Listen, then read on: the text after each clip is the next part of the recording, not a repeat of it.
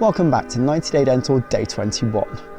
A really special topic today on nutrition and health in dentistry, which is something that a lot of us know indirectly, but it's really nice to be reminded of and given a much proper needed update on as well. And none other than James Goolnik, especially with the release of his new book recently, is the best placed person I can think of to give us this update. Thank you, James. Hello, I'm James Goolnik, a dentist who's on a mission to help the world to kick sugar. Despite our knowledge, healthcare system and availability of good food, it's shocking that our bodies are less healthy now than they were 300 years ago. So I'm talking to you today about nutrition and how it relates to dental practice. Nutrition refers to the quality of the food itself. It's the food that our bodies need daily in order to function optimally. It's used for growth, metabolism and repair. As dental care professionals, we can see when our patient's diet is off kilter. We can spot imbalances in the body that are visible in their mouths, such as gum disease, tooth decay, vitamin deficiency, and I don't know about you, I find lots of patients who are pregnant before they even know it themselves. Numerous studies have shown a correlation between gum disease, cardiovascular disease, Alzheimer's, preterm babies, rheumatoid arthritis, and metabolic disease, just to name a few. The dental team can save your patients' lives. So what's stopping you? For most dental teams, it's knowing where to start and how to start that conversation. So let's talk about two types of nutrients. The macronutrients, which are fats, proteins, and carbohydrates, and the micronutrients, the vitamins and the minerals. We need these foods in a balanced quality and ideally from the cleanest sources possible. Think about eating real whole foods that don't have labels. Cooking just with butter, coconut oil or olive oil. We want to be eating unprocessed or refined foods. When the manufacturers refine their grains, it removes the bran and the germ, which improves their shelf life, but removes the dietary fibre, the iron and many B vitamins. So how about fats? Until recently we thought fats were bad for us and caused cardiovascular disease. There was a whole industry of low-fat foods marketed to us. They just took out the fat, chucked in loads of sugar. We now know that we need fats for our brain and nervous system, but also to make hormones and also fat-soluble vitamins. Fat not only makes food taste delicious, it also helps you to feel full. Vitamins and minerals that help your body work and be healthy. Vitamins are made by living things, while minerals are found in the earth. The main ones for oral health you need to know about: vitamins A, B, C, D and K2. The minerals for oral health mainly are calcium, phosphorus and fluoride. It's usually better to get these from food rather than a pill, but obviously fluoride in toothpaste is what we're advocating as dentists. How about protein? Bodies need protein to grow and repair. Good sources of beans include cans, eggs, fishes, pulses such as lentils, nuts, meat. Ideally leaner cuts of meat, organic chicken, perhaps once a week, grass-fed red meat. Please cut down on the processed meat such as bacon.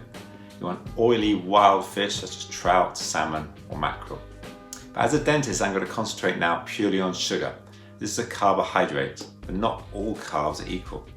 To make it simple, I'm going to talk about good carbs and bad carbs. Good carbs release their glucose molecules slowly, providing a sustained energy and no spike in your blood sugar level. Good carbs such as whole grains, wholemeal bread, oats, brown rice and all vegetables.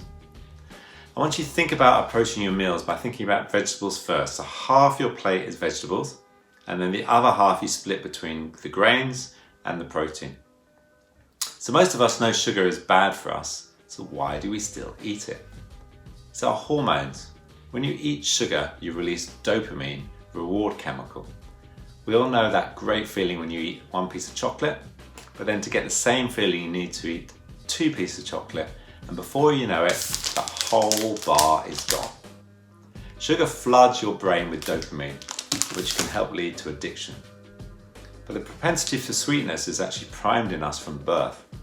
It encourages us to suckle. In the modern world, dopamine levels are all over the place. We're addicted to multiple short bursts. When you're bored, what's your first thing to do? Check your social media on your phone or eat something sweet.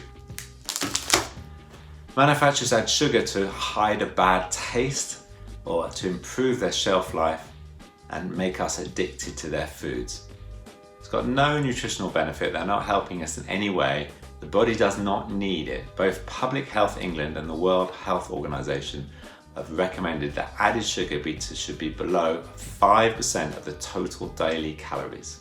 For adults, that's no more than 30 grams of free sugars a day. So what are the effects of sugar on your body?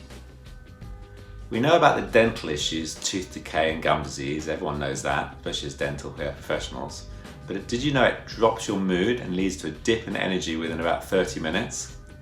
A lot of the other effects on our bodies are due to how sugar increases general inflammation in your body.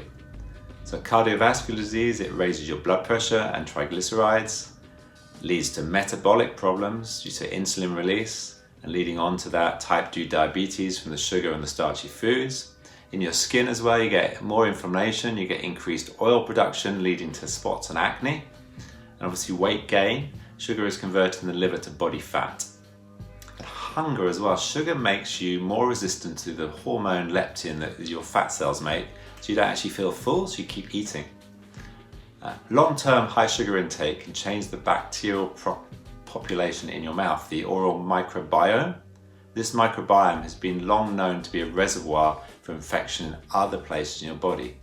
The bacteria can easily then get into your bloodstream via the gums or cavities in the teeth, which can lead to infectious endocarditis and abscesses other places in your body. So I like to think about it as our mouths are the bodyguard for the gut. So how can we help our patients? As dentists and dental care professionals, we are lucky to have an insight into the nutritional status of our patients. We need to make sure that every contact counts to help change their behavior, improve not just their oral health, but their general health as well.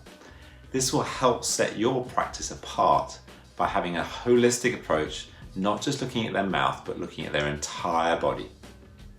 We found the biggest barrier to healthy eating is lack of knowledge. Until about a year ago, I thought that I was being healthy when I was having sushi for lunch. But actually, all that white rice soaked in mirin as well is full of sugar. So even I got it wrong. Studies show that after 6 days of cutting down on carbohydrates and added sugar, your taste buds recalibrate, meaning that sweeter things often taste much sweeter. This allows your palate to appreciate a whole range of flavors and not just the sweet things. So we can help by giving our patients the knowledge and then helping them to motivate them to change their behavior.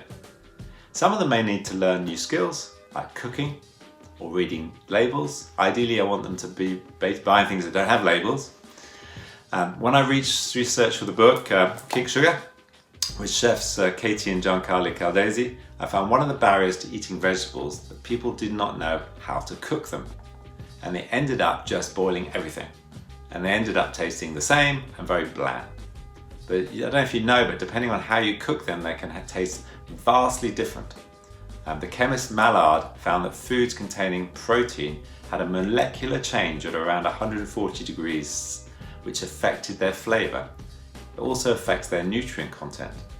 So in the book, we explain the 7 different ways to cook vegetables: blanching them, boiling them, steaming them, sauteing them, stir frying, griddle, and finally, my favorite, roasting. For optimal health, it's important to have a variety of fresh and cooked vegetables. We also talk about adding herbs and spices to cooking, which not only enhances their flavor, but gives you a therapeutic effect. One of my favorite spices is cinnamon. Not only has an anti-inflammatory effect, but it also helps regulate blood sugar and tastes sweet.